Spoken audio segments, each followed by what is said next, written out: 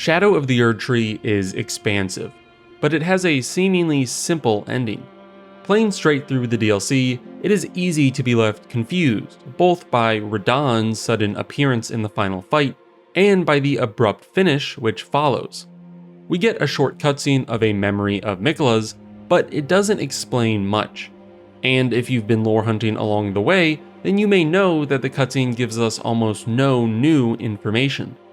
But despite all this mysterious terseness, I think there is a lot we can delve into in this ending, especially regarding the final arena's backdrop, which we learn is the divine gateway from the story trailer. So, let's get into it. The DLC has us, the Tarnished, following in the footfalls of Miquella.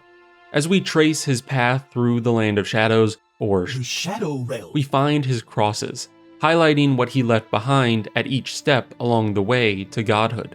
Beyond just being a narrative tool to get us to explore the map, these crosses also deliver some important context to the ending. First and most obvious is the Fissure Cross, where we read that Miquella abandoned his love. There's also a spirit nearby that questions how Miquella can hope to offer salvation to others when he could not save his other self. Continuing through the fissure, we can find this other self at the dungeon's end. Waiting in a world of purple lilies, we find Saint Trina, the other part of Miquella who constitutes his love and his fate.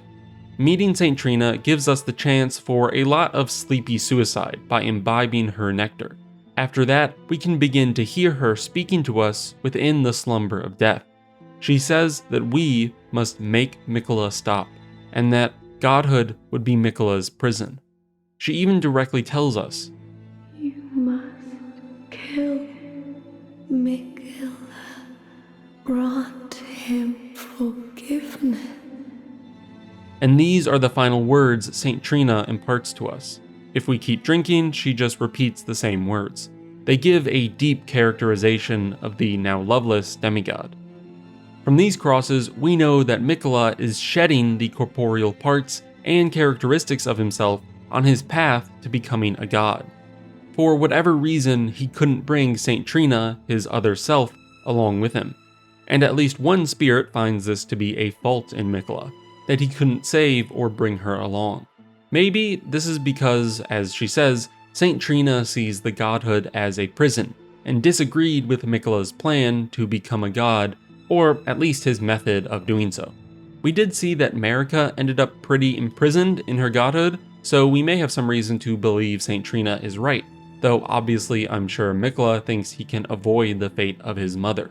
He does try to divest himself of his lineage and grace, and that is obviously an attempt to separate himself from Marika and her process. If we keep following the path of the crosses, we can unlock some dialogue that further unveils Miquella's plan. As we find each cross, we can go back to Sir Ansbach and tell him about them. Telling him about the Bellerot Tower cross prompts him to say the following. As suspected, kindly Miquella has visited the lands which hold the tower, and appears intent on wholly dispossessing himself of his flesh. He must be seeking entrance to the Tower of Shadow. From this, we might be able to glean why Miquella must remove his flesh. This was a question I had while playing that I didn't find much answer to until doing this research. We eventually follow Miquella to the Tower of Shadow, but we can't get through it until we burn the sealing tree. But Miquella was able to get past the seal without burning the tree. He was already there by the time we arrived. So maybe this is a slight assumption, but I think one of the reasons Miquella had to divest his flesh was to access the tower. Maybe he had to divest his other aspects because they were connected to his lineage and Marika, and he's trying to go against that, as I said, but this at least may be an explanation about his body. Moving on, Sir Ansbach has another piece of revelatory dialogue if we tell him about more of the crosses prior to the Shadow Keep.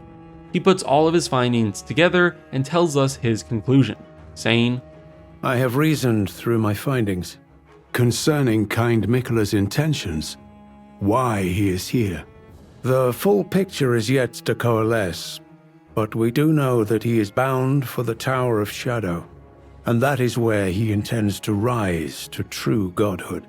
The Tower of Shadow houses a divine gateway, A well-kept secret it was, but the gateway was once the birthplace of a god we know all too well.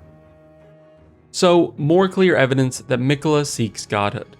And more importantly, we learn about the final fight arena. The grace in front of the arena is called the Divine Gatefront Staircase, but Ansbach calls the structure the Divine Gateway. Maybe the gatefront is just the front entrance we walk in, and the gateway is what Miquella enters through in the back. Ansbach confirms that the great structure in the back, the two wall mounds of corpses, is a divine gateway. He also tells us it's secret, a secret that used to be well kept but apparently isn't anymore. This was the birthplace of a god he and we know all too well. And if it's a god we from the lands between know, it can only be Queen Marika. We see this birthing of Marika's godhood in the opening of the story trailer, where Marika steals something or takes something and walks through the same gateway. Unfortunately, we don't get much concrete information about the other side of this gateway, what it connects to, the area that Marika starts in at the beginning of the cutscene. What we do know is that it is where Marika became a god, and where Miquella enters the boss fight from. So we see Miquella trying to become a god in the same way as his mother. Or maybe not the exact same way if he wants to be different and enact a different order, but it seems he is forced to use the same structures of the world to attain godhood. Maybe this is the only true way to become a god in this world. If that's the case, then what is Ranni doing in her ending? Becoming a pseudo-god? Unknown. We get further details about this godhood process from Sir Ansbach again. As I write this script, I'm really surprised by how much is coming from this one NPC. Though I guess this next bit is more of an item than just Ansbach, but I digress.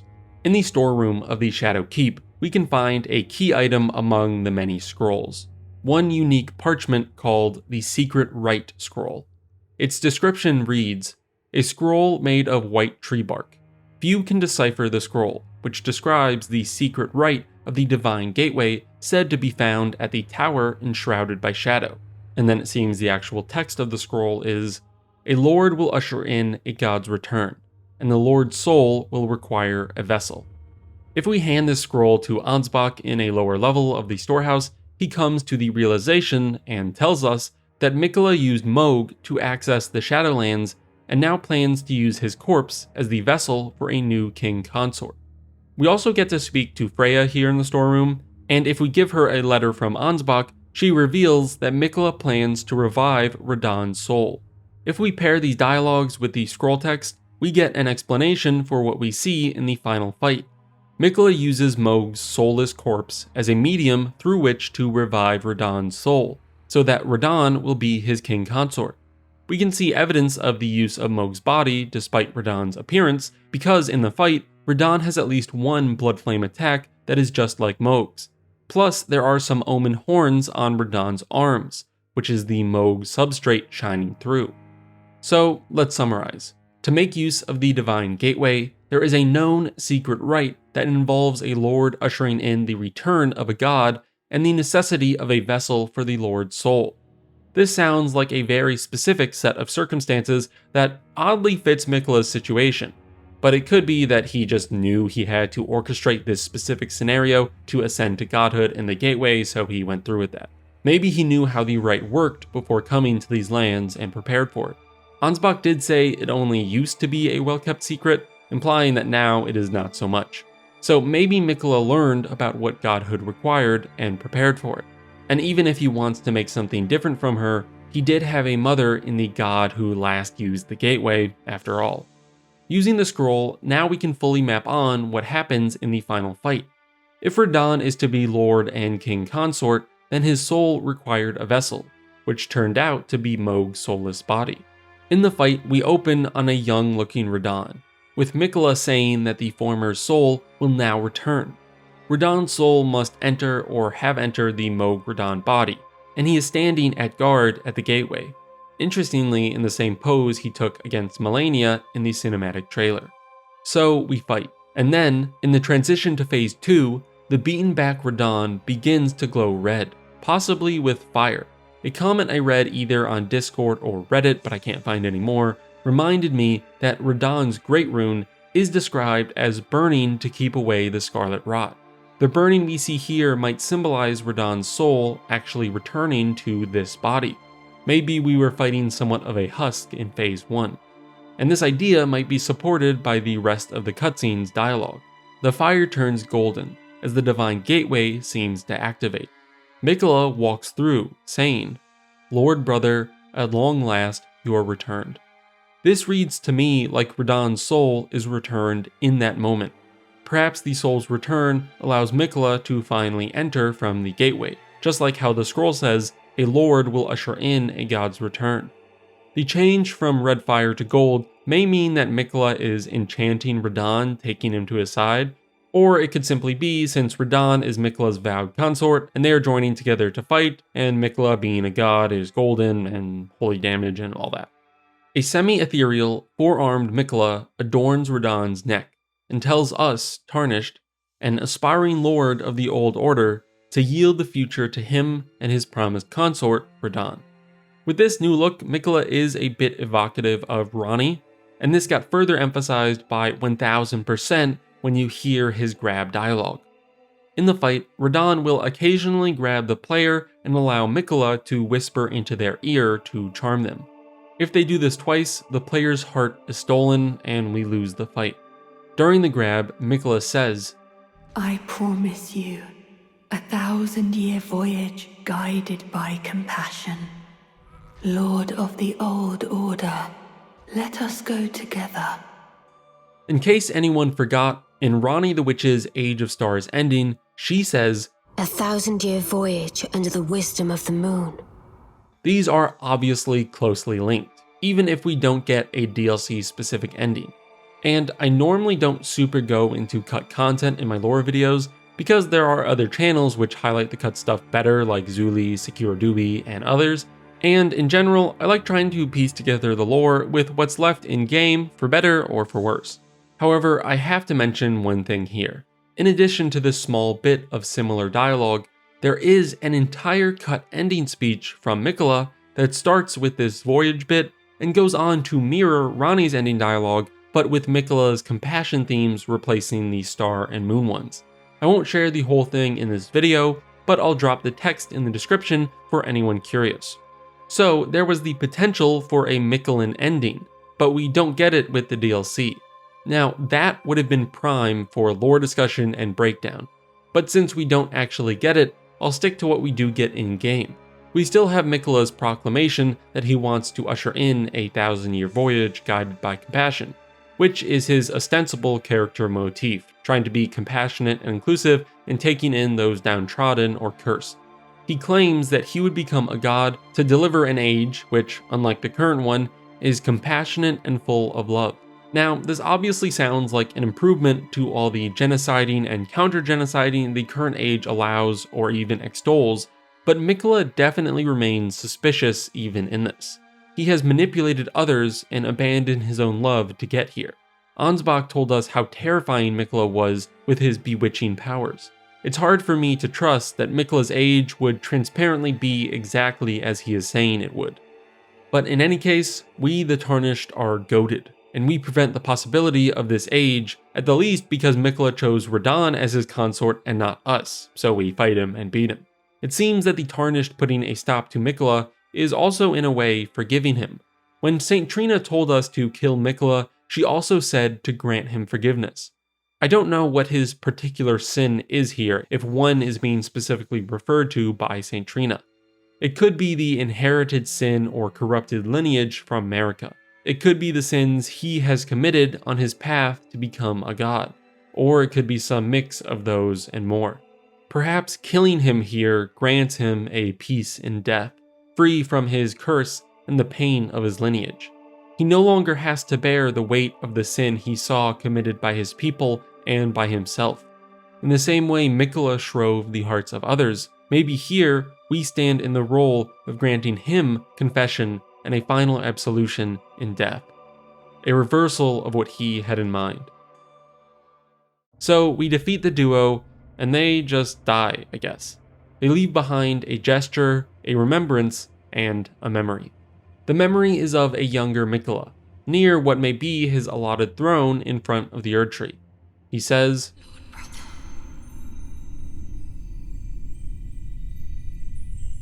I'm going to be a god.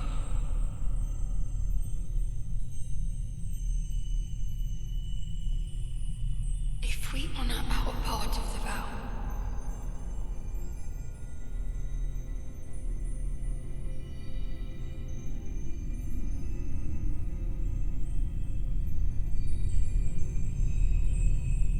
promise me you'll be my consort. I'll make the world a gentler place. and then it's over. After the cutscene, we receive the circlet of light, which reads, "The circlet of light which adorned Miquella's head as he returned in divine aspect. It has begun to fade into nothingness. This circle was to be the very foundation upon which Miquella's age of compassion would be built, should it have ever come to pass." So we learn that Miquella was in fact divine when he came back through the gateway. He seems to have succeeded in achieving godhood, and he wanted to usher in an age of compassion, which follows the naming schema for the other endings in the game. So we are definitely missing out on the proper Age of Compassion ending. Maybe that ending would have had us go into or otherwise interact with the Divine Gateway. But as it stands, all we can do is walk up to and look at it from the end of the arena. We can't even get that close to touch it. Whatever Miquella experienced in there, whether it be similar or vastly different to what we saw with Marika in the story trailer, we don't get any insight into.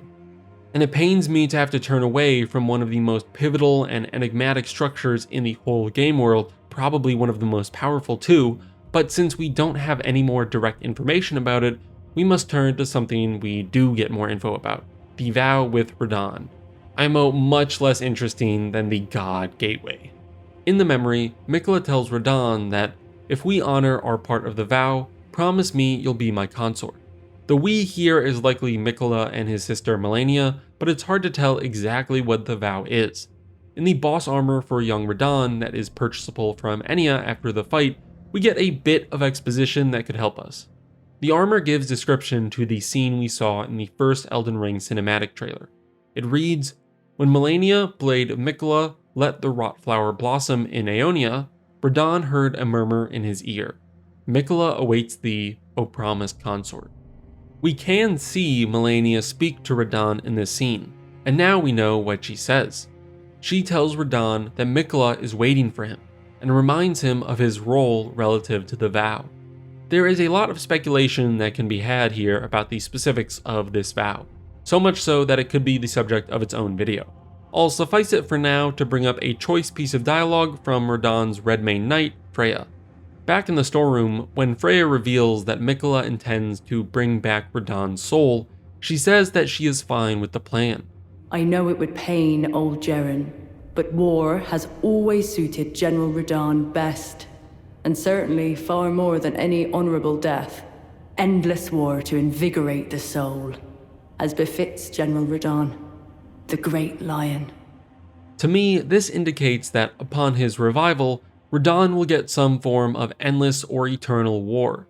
We could read the vow as Radahn agreeing to be Miquella's consort in return for the promise of endless battle. We know Radahn loved fighting and battle, that's why Jeren orchestrates the Festival of Radahn to send him off. Plus, Freya approves of the plan as one of Radahn's most distinguished knights, who may have had some inside knowledge of him. Though it could be true that lingering enchantment by Miquella clouds this judgment by Freya into a more favorable light for Miquella. But if this was the vow Radahn and the twins struck, then it would be hard to figure how endless war would fit into Miquella's plan of an age of compassion. Now there are a lot of alternatives to this conception of the vow, but in what I've considered, heard, and read so far, I haven't found any to be stronger in basis of evidence. Not to say this one is particularly stronger than any of the rest, the one I presented here, but most ideas are currently largely dressed in speculation. This one is short on details, but I think it accounts for the facts as we know them. I don't know how to reconcile an age of compassion with an endless war. Unless maybe the war is external, such as against the outer gods. Maybe this is plausible, as Miquella has been shown to hate and fight against the forces of the outer gods, but I don't think we've ever seen a clear way to battle them. So I don't know how action-packed Radahn's endless war would be in the Age of Compassion. Any endless war against something other than the Outer Gods would likely make Miquella's age pretty hypocritical or insincere. It would look too much like his mother's age of plenty founded on conquest and subjugation if Radahn is going around warring every outside people group. Again, I think there's something with Freya saying that Radahn would get an endless war that would give reason to believe Radahn willingly entered into the vow, as opposed to agreeing to it if Melania could beat him in battle, but it still could have been something completely different. It's not a fully fleshed idea. So if you've come across any better ideas that explain all of it, feel free to mention them in the comments. I don't think we get any more strongly thematic conclusion here beyond what we have seen. Unlike Dark Souls 3's DLC endings, there isn't a kind of somber resolution and looking towards the future. We essentially only get the folly of Miquella, and then are left to simply return to the base game, choose an ending, and restart the journey once more. One of the main themes of the DLC, and possibly this ending, could be found in the character of Miquella, and his faults of naivete, never finishing his projects, like how he tried the Erdtree, he tried to revive Godwyn and just moved on from that, and how he is okay with using basically evil means to achieve what he thinks is a justified end. I mean, he definitely screwed over Moog. Now, that all would be too much for this ending video, but maybe it is only through a dedicated exploration of Miquella that we might find some more of a conclusion in this ending, because right now it seems pretty abrupt or bleak. And there is plenty more to learn and see along the way of the DLC, but in terms of the expansion's actual ending, I think we have to leave it here, in the same abruptness as it delivered with its terse and kind of a letdown memory. If you want to learn more about the varied lore and stories of the Land of Shadows, feel free to subscribe, since I plan to cover all of it. Thanks to my patrons for supporting the channel, and thanks to you for watching. Peace.